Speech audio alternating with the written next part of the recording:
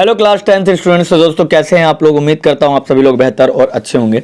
तो जैसा कि मैंने पोएम्स कराई थी और पोएम्स की समरी चल रही है, और इससे पहले वाले जो मैंने पार्ट में लगभग 5 पोएम करवा दी थी, और अगर आपने वो पहले वाला पार्ट नहीं देखा तो वो जाके देख लीजिएगा। वो आपको उसका लिंक जो है ना वो सब डिस्क्रिप्शन में दिख जाएगा। ठीक है, तो फिलहाल हम करने जा रहे हैं यहाँ पे इसका सेकंड पार्ट है ये। और सेकंड पार्ट में हम जानेंगे कि द बॉल पोएम से हम स्टार्ट कर रहे हैं। उसमें 3-4 पोएम हम देखने वाले हैं आज की क्लास में। ठीक है, तो सबसे पहले देखना बॉल पोएम से जो भी क्वेश्चन पूछे जाते हैं वो किस तरह से पूछे जाते हैं, उस पर भी डिस्कस करेंगे। फिलहाल हम समरी से बात करते हैं। देखो इसकी समरी हमें क्या बताती है कि the poet is talking about a little boy who has lost his ball. He was playing with his ball. The ball escaped from his hand and went into the near by water body. The poet says that this sight of the boy losing his favorite ball made him think about the boy and his reaction to the situation। यानी कि इसके अंदर poet बताना चाह रहा है कि एक छोटा सा लड़का है जो कि समुद्र या फिर किसी पानी के किनारे पे ना एक बॉल से खेल रहा है, और खेलते खेलते उसकी जो बॉल है ना वो पानी के अंदर गिर गई है, और यहाँ पे एक सिचुएशन क्रिएट हो जाती है उसके लिए कि वो अपनी सबसे फेवरेट चीज को अपने सामने आंखों के सामने दूर होते हुए देख रहा है। ठीक है, तो इस सिचुएशन पे पोएट को क्या करना चाहिए। ठीक है, तो पोएट उसकी हेल्प कर तो सकता है बट वो हेल्प करना नहीं चाहता। क्यों? क्योंकि उसको मालूम है कि फ्यूचर में इससे बड़े बड़े फैसले उसको लेने पड़ेंगे जहां पे वो अपनों को खोएगा, तो वहां पे कोई उसकी हेल्प करने के लिए नहीं आएगा। तो उसको क्या करना पड़ेगा, उस समय खुद ही संभालना पड़ेगा, खुद ही उसकी रिस्पॉन्सिबिलिटी उसे पता होनी चाहिए कि वो रिस्पॉन्सिबल है या नहीं है। और अगर उसको उस चीज़ की रिस्पॉन्सिबिलिटी पता होगी तो ऑब्वियस सी बात है कि वो इंसान उसकी आगे जाके अहमियत करेगा और उसे खोने से डरेगा। तो यहाँ पे हमें पोएम की ये समरी बताई जाती है कि losing for someone is important to keep somewhere. ठीक है, अपने साथ रखना बहुत ज़्यादा जरूरी है अगर आपको लगता है कि वो चीज़ दूर जा रही है। ठीक है, यानी कि वो उसके दुख को दिखाना चाह रहा है। ठीक है, वो खड़े खड़े देख रहा है अपने सामने और वो लंबे समय तक उसको देखे जा रहा है कि काश ये बॉल वापस मेरे पास आ जाए, बट वो अपने आप को क्या नहीं कर सकता, कंसोल नहीं कर सकता। ठीक है, इसके अलावा हमें देखने को मिलता है कि वो उसे मनी दे सकता है, पैसे दे सकता है, बट वो नहीं देगा। क्यों नहीं देगा? क्योंकि उसको बेहतर बताया कि अगर इसको अभी मैंने नहीं समझाया इस चीज़ के बारे में तो आगे जाके रिस्पॉन्सिबिलिटी ये समझ नहीं पाएगा अपनी, और जो मनी जो है ना, मैं उस पैसे की वैल्यू तो वो समझेगा बट उससे ज़्यादा उस चीज़ की समझेगा। ठीक है, तो आगे जाके अगर वो कभी खोने की कोशिश भी करेगा तो उसको याद रहेगा कि कुछ चीज़ें हमेशा ज़िंदगी में क्या है, पैसों से नहीं खरीदी जा सकती। जो कुछ चीज़ें ऐसी है जो खोने के बाद उसका एहसास ज़्यादा होता है। ठीक है, समझ में आ गया। तो इस पोएम का जो मेन थीम है ना उसके ऊपर हम डिस्कस कर रहे हैं। यहाँ पे रिस्पॉन्सिबिलिटी की बात की है कि उसने क्या सीखा। अगर आप लोगों से पूछे कि भैया क्या सीखा, तो उससे क्या सीखा उसे सीखा एक रिस्पॉन्सिबिलिटी जो उसे याद करनी चाहिए, उसको लर्न करनी चाहिए। ठीक है, एक जिम्मेदारी उसको याद करनी पड़ेगी। जाहिर सी बात है ये मेमोरीज उसको जिंदगी भर फील देगी कि हाँ भाई उसकी अटैचमेंट जो थी ना उस बॉल से कितनी ज़्यादा थी, और अगली बार ऐसी बॉल वाली सिचुएशन वो क्रिएट नहीं होने देगा। ठीक है, समझ में आ गया। तो ये जिंदगी का एक टफेस्ट लेसन है जो हर इंसान को सीखना पड़ेगा कि लूजिंग इज समवन एक्सेप्टिंग। ठीक है, the lesson of accepting the harsh reality of life. ठीक है, तो इस लाइन को याद रखेगा, यही मेन लाइन है, the lesson of accepting the harsh reality of life. ठीक है, यानी कि हम लोगों को एक्सेप्ट करना चाहिए कि कुछ ना कुछ ऐसी सिचुएशन होती है ज़िंदगी में जिसे हमें हमेशा एक्सेप्ट करना पड़ेगा। जैसे कुछ खोने का है ना, कुछ पाने का एहसास, ये एहसास बिल्कुल अलग होते हैं। तो यहाँ पे भी उस बच्चे को रिस्पॉन्सिबिलिटी का एहसास दिलाने के लिए ऐसा कहा गया है। ठीक है, समझ में आ गया। One day we will lose और all our loved ones and our loved things. ठीक है, एक दिन हम सभी उस चीज़ को खो देंगे जिससे हम बेहद प्यार करते हैं, या वो इंसान हो या फिर वो वस्तु हो। ठीक है, इस लाइन को रख लेना, और यही मेन थीम है पूरे चैप्टर की, पूरे पोएम की यही थीम है। ठीक है, बॉल पोएम। चलिए, तो समझ में आ गया? बताओ यस और नो। बताओ समझ में आ गया आप लोगों को, यस और नो? उम्मीद करता हूँ आपको वो वाला चैप्टर पोएम, बॉल पोएम जो है पोएम, वो समझ में आ गई होगी। ठीक है, चलिए दूसरा देखते हैं, अमांडा। अमांडा के अंदर हम पोएम में देखते हैं एक छोटी सी लड़की जिसका नाम है अमांडा। वो पॉइंट आउट मतलब उसकी मदर हमेशा उसे पॉइंट आउट करती रहती है किसी न किसी मिस्टेक को लेकर। ठीक है, और रोवन क्लीन ने बहुत ब्यूटीफुली एक्सप्रेस किया है एक सिचुएशन को, गर्ल्स की फीलिंग्स को एक्सप्रेस किया है कि कैसे वो क्या करती है, how she is controlled and instruct by her mother. ठीक है, कैसे उसकी मदर के द्वारा वो कंट्रोल और इंस्ट्रक्ट हो रही है। ठीक है, और मदर फॉर स्मॉल थिंग्स, छोटी छोटी बातों के लिए। ठीक है, और इससे वो क्या दिखाना चाह रही है, वो दिखाना चाह रही है छोटे छोटे मैसेजेस दिखाना चाह रही है, एक इंपॉर्टेंट मैसेज दिखा रही है कि किस तरह से हमें children should never be deprived of their freedom. ठीक है, और कभी बच्चों को ऐसा लगना नहीं चाहिए कि उसके पेरेंट्स जो है ना उनकी आज़ादी को छीन रहे। ठीक है, क्योंकि इसके अंदर हमने देखा कि क्या सोच रही है वो लड़की, वो बैठी तो है सबके साथ मगर वो अकेले खुद को इमेजिन कर रही है। ठीक है, they should not feel that their parents constantly nag them for every single thing they do. तो कभी उनको ये ना लगे कि यार उनके पेरेंट्स हमेशा नेगलेक्ट करते रहते हैं या फिर हमेशा उसे खिलाफ रहते हैं। ठीक है पेरेंट्स, तो ये चीज़ अमांडा को लग रही है। तो अमांडा की सिचुएशन हर एक लड़की की सिचुएशन होती है बचपन में, जब भी उन्हें रोका जाता है, टोका जाता है। ठीक है, it's the responsibility of their parents to bring up their children in such a way that they understand their view point instead of getting frustrated. यानी कि वो पेरेंट्स को तय करना चाहिए, पेरेंट्स की एक रिस्पॉन्सिबिलिटी है कि उनको बच्चों को ऐसा दिखाएं कि वो उन्हें समझ रहे हैं और उनके व्यू पॉइंट को बेहतर समझ सकते हैं, ना कि उसके फ्रस्ट्रेशन को हम समझ रहे हैं। ठीक है, children should not feel that N orphan has more freedom then them.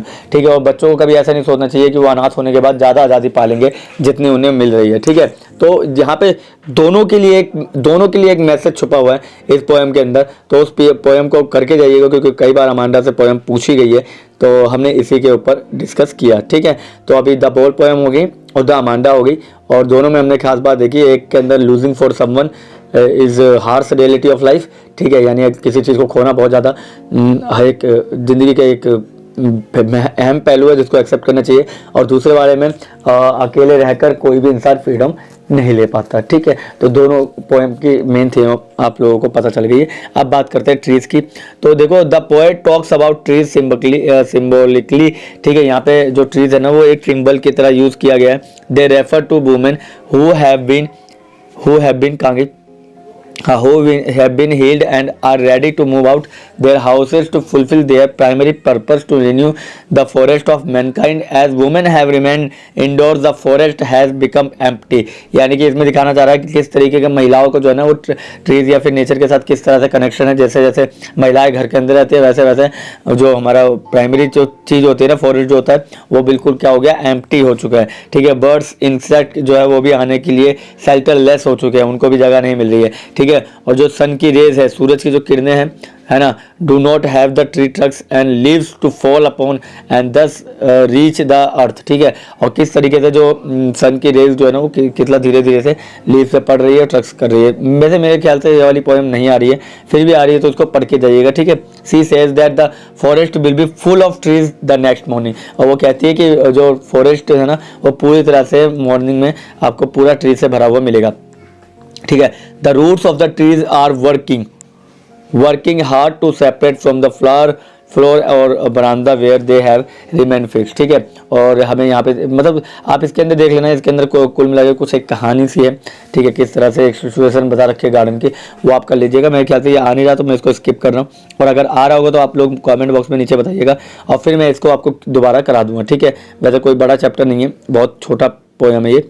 ठीक है, तो इसकी अगर आपको पीडीएफ चाहिए तो आप इस नंबर पे पीडीएफ ले सकते हैं और आराम से पढ़ सकते हैं।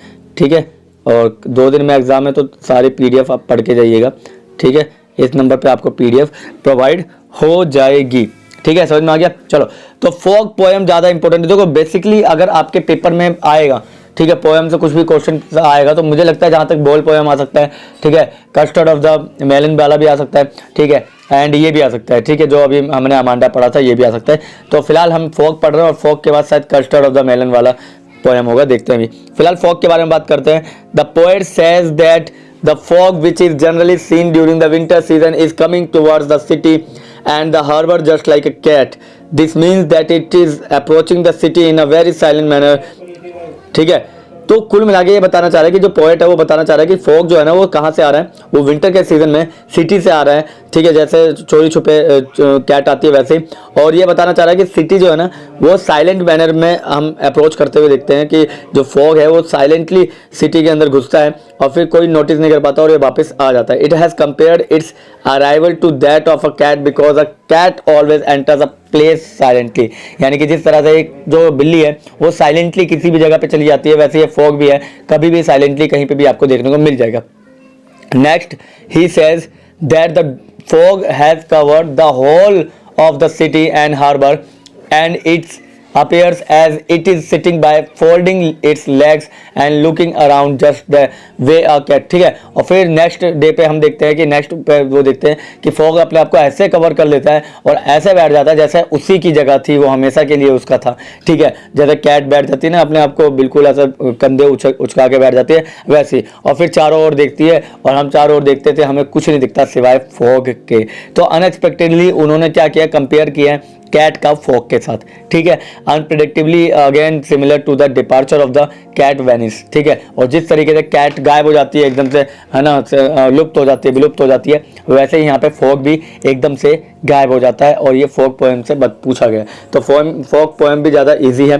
ठीक है, इसके अंदर एक कैट और फॉग के बीच में क्या कर रखा है, कंपेरिजन कर रखा है। फॉग बोले तो धुंध। ठीक है, ठीक है, समझ में आ गया। अभी ठंड में बहुत ज़्यादा धुंध देखने को मिलती है, तो धुंध भी एक बिल्ली की तरह होता है कि आ गया, चोरी छुपे आता है, दिखता है और फिर सुबह गायब हो जाता है, जैसे बिल्ली एकदम से गायब हो जाती है ना। ठीक है, चलो अगला आता है tale of the custard to the dragon, and the last poem जो है ना वो यही है। ठीक है, इसके बाद कोई पोएम नहीं है। और सबसे बड़ी आपको एक चीज़ बताऊँ मैं, ठीक है, सबसे बड़ी आपको एक चीज़ बताऊं कि जितनी भी पोएम आप करके जाइएगा तो उसके क्वेश्चन आंसर सपोर्ट मटेरियल से जरूर करके जाइएगा। ठीक है, क्योंकि सपोर्ट मटेरियल के जो पेपर जो क्वेश्चन आंसर है ना वही तुम्हारे आगे काम आने वाले। ठीक है, पेपर भी वहीं से आता सपोर्ट से। Tale of the custard of the dragon. ठीक है, the tale of the custard the dragon is a ballad करके है। ठीक है, जो ड्रैगन है। ठीक है, it is a humorous poem, ये बहुत ह्यूमरस पोएम है, यानी कि हंसी मजाक वाली पोएम है। About a cowardly dragon named custard. ठीक है, यानी कि एक कायर ड्रैगन के बारे में बात कर रहे हैं जो कि कस्टर्ड नाम है उसका। Custard is a pet of Belinda, Belinda का जो पेट है उसका नाम कस्टर्ड है। ठीक है, a little girl who lives in a little white house with her pets. ठीक है, और जो एक छोटी सी लड़की है वो अपने छोटे से घर के अंदर व्हाइट हाउस में रहती है अपने पेट्स के साथ।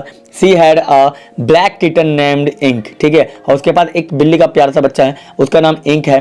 ठीक है, और एक ग्रे माउस है जिसका नाम ब्लिंक है, और एक येलो डॉग है जिसका नाम है मस्टर्ड, और एक बहुत ही खतरनाक ड्रैगन होना चाहिए मगर इसका जो ड्रैगन है वो कायर है और इसीलिए इसका नाम है कस्टर्ड।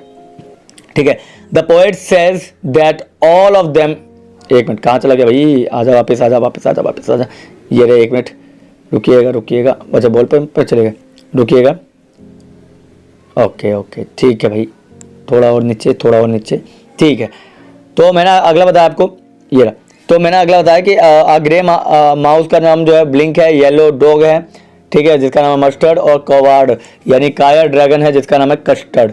ठीक है, the poet says that all of them are very brave except the dragon, यानी कि सारे के सारे जो है ना वो ब्रेव है, बहादुर है, मगर एक ड्रैगन को छोड़ के जो कि बहुत ज्यादा कायर है। ठीक है, others were described as brave and are compared with animal like bear, tiger और lion, but the dragon is very timid. ठीक है, बाकी को तो ऐसा दिखा रखा है पोएम के अंदर जैसे कि बाकी टाइगर से कम नहीं है, बियर से कम नहीं है, भालू से, लायन से कम नहीं है, बट ड्रैगन हमारा बहुत ज्यादा क्या है, डरपोक है। ठीक है, ही always demands a safe place for himself. ठीक है, और वो हमेशा खुद के लिए एक सेफ प्लेस की डिमांड करता रहता है। All the other character make fun of him, और बाकी सारे कैरेक्टर भी उसका मजाक उड़ाते रहते हैं। But one night they are surprise by the entry of pirate in the house के अंदर एक पायरेट आते हैं, पायरेट की एंट्री होती है और वो सरप्राइज हो जाते हैं। All of them get frightened, और सभी क्या हो जाते हैं, डर जाते हैं। ठीक है, start hiding here and there, अपने आप को छुपाना शुरू कर देते हैं इधर उधर। बट टू एवरीवन सरप्राइज, सबसे ज्यादा सरप्राइज सबको तब करता है जब ड्रैगन जो होता है नॉट ओनली टैकल हिम, बल्कि वो लड़ता है, बल्कि वो उन्हें खा जाता है, but also eats him up. ठीक है, as all of them are saved by custard, और सब कस्टर्ड के द्वारा बचा लिए जाते हैं। दे थैंक हिम, वो उन्हें क्या करते हैं, उन्हें थैंक यू करते हैं, शुक्रिया अदा करते हैं। But at the end they realise that they use to make fun of the dragon because of his being timid. ठीक है, और उनको बाद में रियलाइज होता है कि हमने गलत किया कि हम उसका मजाक उड़ाते रहे हैं ड्रैगन का। ठीक है, so all of them suddenly start saying that they are more brave and could have handled the situation in a much better way। ठीक है, और फिर बाद में सभी कहने लगता है कि हम तो उससे बेहतर कर लेते ये वो। तो here the poet has tried to say that something, ठीक है, ठीक है।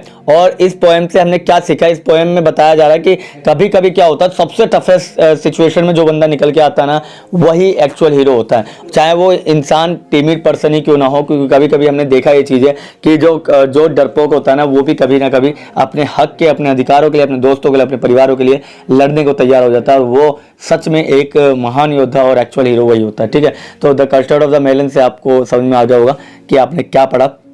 ठीक है, तो ये पोएम ज़्यादा इंपॉर्टेंट है क्योंकि लास्ट है tale of the custard the dragon बोल रहे हैं, sorry, tale of the custard the dragon. इसका मतलब है कि कस्टर्ड, और जो ग्रेट ड्रैगन का नाम कस्टर्ड है, उसकी कहानी, टेल मतलब कहानी।